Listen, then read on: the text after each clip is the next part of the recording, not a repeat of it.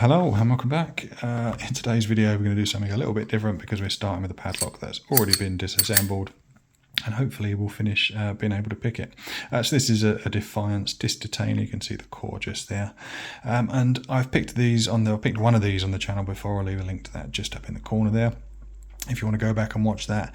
And I bought a few of them at the same time, and this one here I could not get it picked, and I really did not understand why. I was following the same procedure I did with the other padlocks, but unbeknownst to me at the time I'd made an assumption early on, and that meant that I couldn't get it open because I was just using the wrong technique. Let me explain what the problem was with it.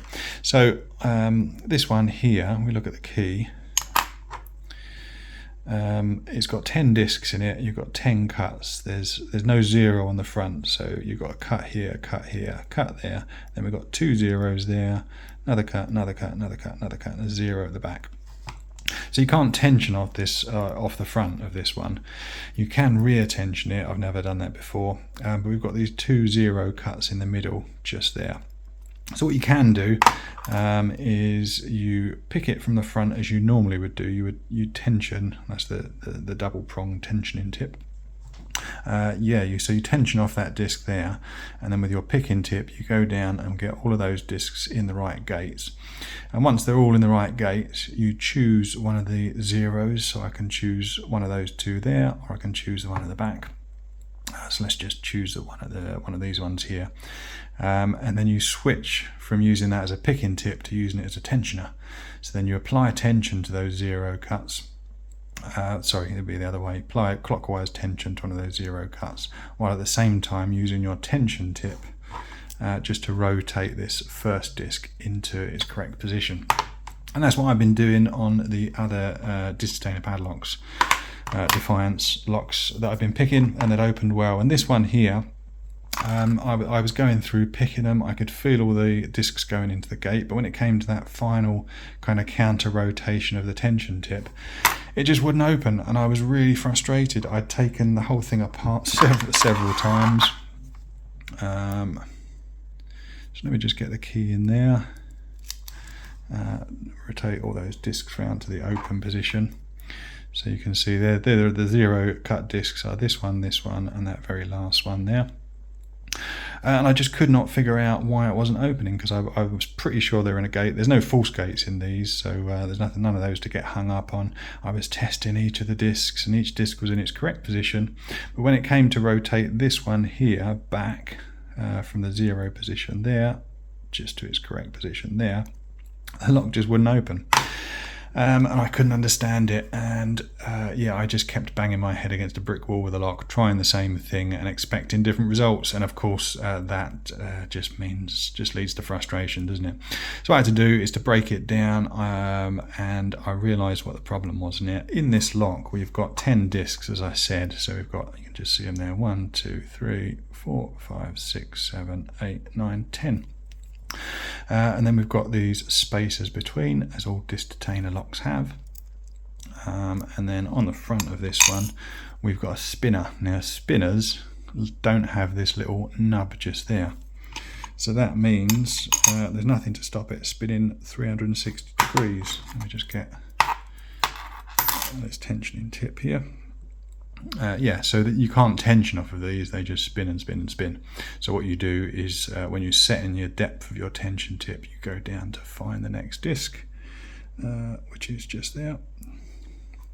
So that's that one there, and you tension off of that one, just tensioning through the spinner.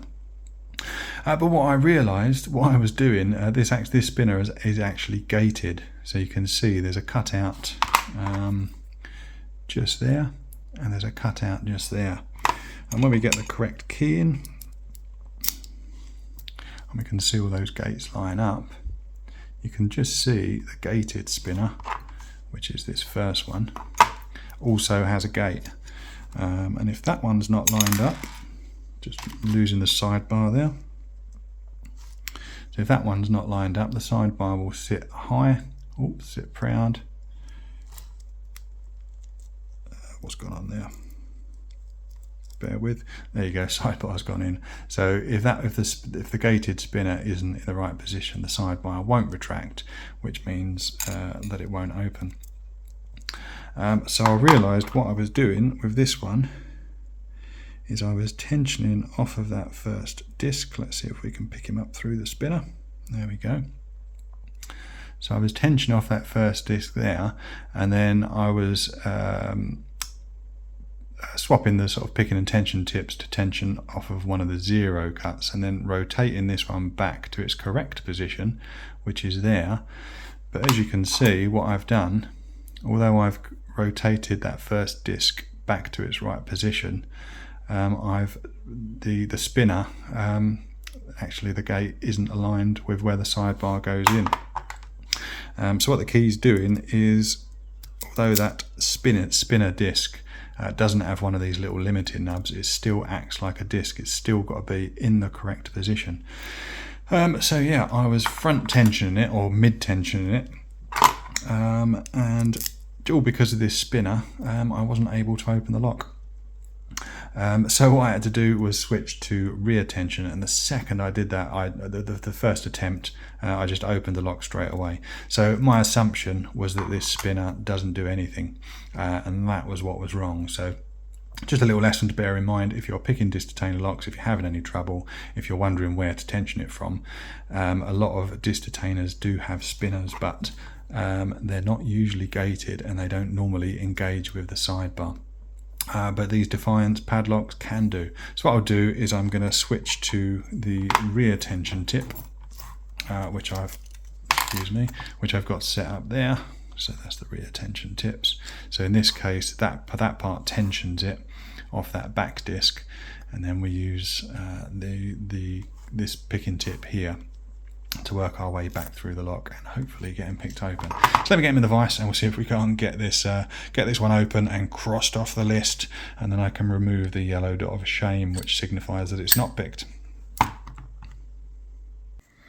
Right, we've got him in the vise, key's working, so we'll lock him back up. 0 those discs as usual, and I'm going to put him almost out of frame, just so I can fit this this picking, because with the rear tensioning tip on, it's quite long. So let me get this aligned.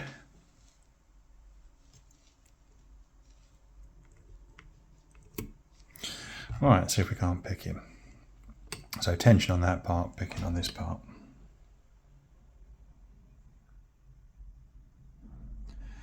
Tiny little click there, and on that third disc, yep.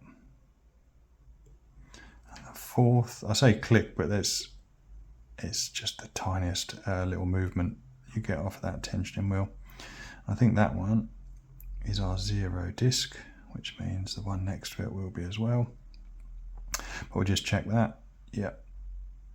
Where's he gone? There he is. So that's a 0. We'll leave those two alone. Little click there, little click there, little click there. I think, yeah, we're open. So using that rear tension tip, let me just get this out. Not the easiest thing in the world to do. Yeah, using that rear tension tool, this lock is super easy to pick. So there we go, just that easy. Seemingly we got it picked using the right tools and of course the right assumptions. I think I made 2 assumptions about this lock, and they're what steered me wrong. So the first one was that was a passive spinner, and of course, as I showed you in the beginning, it's an active spinner and does need to be picked. And the other thing, I think the other assumption I made was that because we had these 2 0 cuts clearly in the middle of the key, that I could use those to tension. But of course, as I showed once again, because of that spinner, I couldn't use those. And so I had to use the rear tension tool rather than the front tension tool. So I'm glad I got it figured out and finally got this haunted Defiance out of the naughty box. So I'm going to take off that little yellow dot of shame. He can go. I've got this one picked, got it solved. Yeah, hopefully you found that helpful if you're struggling with any disc detainer locks. Anyway, thanks for watching, and I'll see you on the next one.